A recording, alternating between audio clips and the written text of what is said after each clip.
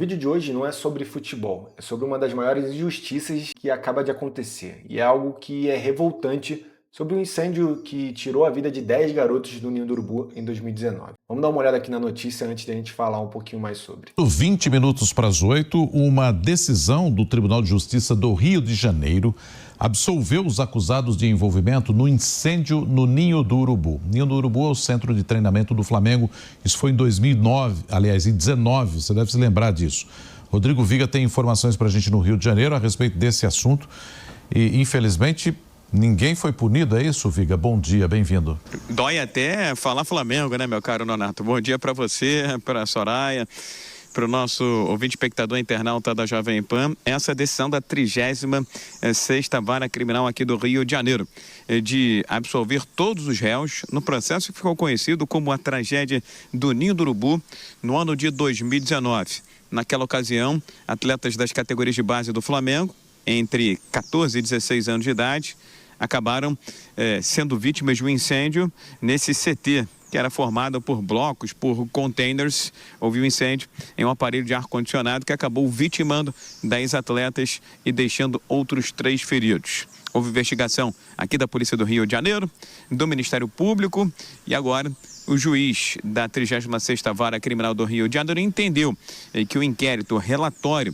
da Polícia Civil Fluminense é inconclusivo, que não há fundamentos probatórios para a condenação desses 10 réus no Ninho do Urubu, da tragédia do Ninho do Urubu, e disse também em sua sentença, em seu despacho, que nenhum desses réus tinha atribuição direta pela manutenção desse centro de treinamento que fica em Vargem Grande, na zona agora rebatizada sudoeste do Rio de Janeiro. Foi uma decisão que pegou de surpresa e deixou em choque também os parentes das vítimas da tragédia do Ninho do Urubu, que já estão movimentando os seus advogados para recorrer dessa sentença de primeira instância da 36ª Vara Criminal aqui do Rio de Janeiro. Uma tragédia que chamou a atenção do Brasil e do mundo no ano de 2019. Essa é a notícia que pega a gente de surpresa, ou talvez não, né, cara? Talvez a gente não fique tão surpreso porque a justiça no Brasil parece ser isso, cara. Parece ser isso. Quando a gente pensa que alguém vai sair punido, vai ser culpado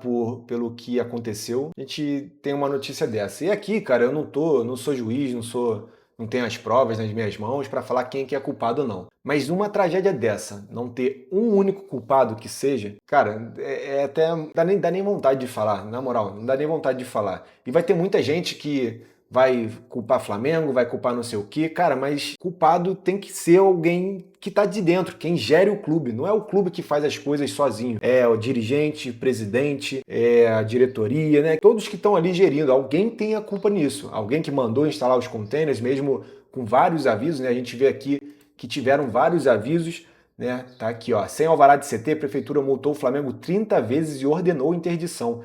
Então, assim, se a prefeitura multou várias vezes o Flamengo, cadê a prefeitura também para ir lá e interditar? Não é tipo assim, eu ordenei a interdição. Então por que tá funcionando ainda? Por que tá lá, todo mundo dormindo lá? Não tem cabimento, não tem cabimento. Não só de quem dirige o Flamengo, quem tá lá dentro, depois que levou todas essas multas, já era para ter resolvido a situação, né? A gente sabe que o Ninho do Urubu estava em reforma e tal, mas assim, se não tinha como alguém dormindo lá naqueles containers, então não tinha que ter ninguém lá, cara. Não tinha que ter. Mesmo que tivesse em obra e tudo mais, o que for. Mas, cara, é um erro absurdo, um crime que não vai ser ninguém punido, parece. Todo mundo saiu ileso aí, né, menos as vítimas e as famílias. E a gente vê aqui também, né, não só a tragédia que aconteceu em 19, mas o que foi, se alastrando depois disso. Hoje a gente está em 2025, a tragédia aconteceu em 2019, foram 6 anos aí da diretoria querendo ir na justiça para poder rever o pagamento, para não dar o dinheiro que a família está pedindo. Cara, eu sei que muitos vão perguntar, mas qual que é o preço de uma vida? Cara, não tem como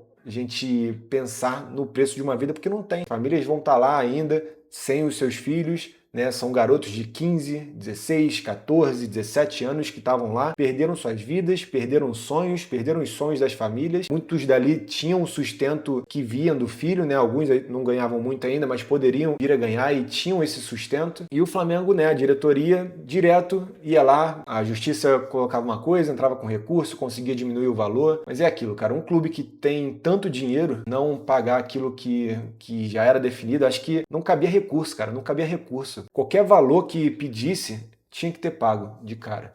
Acho que em 2025, né, teve a última família a entrar com acordo, que foi a família do goleiro Christian Esmério, né, que o BAP foi lá, acho que uma das primeiras coisas que ele fez foi pagar o que a justiça mandou o Flamengo pagar. A família ainda tinha pedido mais, mas depois a diretoria passada já tinha entrado com recurso e tal, e aí foi pago também, acabou com o assunto, né, pelo menos pro Flamengo ali. Mas para a família vai continuar para sempre, não tem como apagar isso. Foram 6 anos de luta aí para os familiares, 6 anos tendo que conviver diariamente com a perda do seu filho, e a diretoria parecia não se importar tanto com isso. Os réus que foram absolvidos aí é o Márcio Garotti, diretor financeiro do Flamengo entre 2017 e 2020, Marcelo Maia de Sá, diretor adjunto de patrimônio do Flamengo, e aí aqui, né, são os engenheiros responsáveis técnicos da empresa dos containers, o Danilo Duarte, Fábio Hilário da Silva, Wesley Jimenez, a Cláudia Pereira Rodrigues, que é responsável pela assinatura dos contratos da NHJ, e o Edson Coleman, sócio da Coleman Refrigeração, que realizava manutenção nos aparelhos de ar-condicionado. E esse aqui, cara, são só alguns, que antes eram 11 denunciados que já tinham sido absolvidos, que foi Marcos Vinícius, o monitor, o engenheiro Luiz Felipe e o ex-diretor de base Carlos Noval tinham denúncias que foram rejeitadas. O ex-presidente do Flamengo também, o Eduardo Bandeira de Mello, foi retirado da lista dos réus em fevereiro deste ano, porque o Ministério Público alegou que o Cartola, que tem 71 anos, não poderia mais ser punido e, portanto, o caso relativo ao ex-dirigente prescreveu. São 11 denunciados e nenhum foi culpado. Então, cara, qual que é a mensagem que fica? Que uma tragédia dessa, que foi avisado várias vezes, né, que poderia acontecer, talvez. Tipo assim, não teve ninguém que deu a ordem para poder manter os alojamentos, ninguém que assinou lá os contratos, ninguém que não fez a vistoria correta, ninguém que foi lá e interditou o local quando era para ter sido interditado. Quem que é o culpado? A gente fica aí com mais essa notícia. Eu espero que dessa vez recorra de alguma forma, ou então, se realmente esses não são culpados, que encontrem os verdadeiros culpados aí para serem julgados e, né, serem presos pelo crime que cometeu. Porque não foi um acidente. Um acidente é quando está tudo ok, tudo nos conformes, né, todos os alvarás certinhos, e aí, por alguma coisa que aconteceu, tiveram vítimas. Isso é um acidente. Agora, o que aconteceu, não. Foram avisados, foram multados, tiveram ordem de interdição, continuaram e perdemos 10 jovens que estavam lá buscando o seu sonho. Mas é isso, hoje eu não vou pedir inscrição, não vou pedir para dar like, porque aqui é só um vídeo mesmo de revolta, né, da minha opinião e do que está acontecendo aí nesses casos, beleza? Valeu, até a próxima.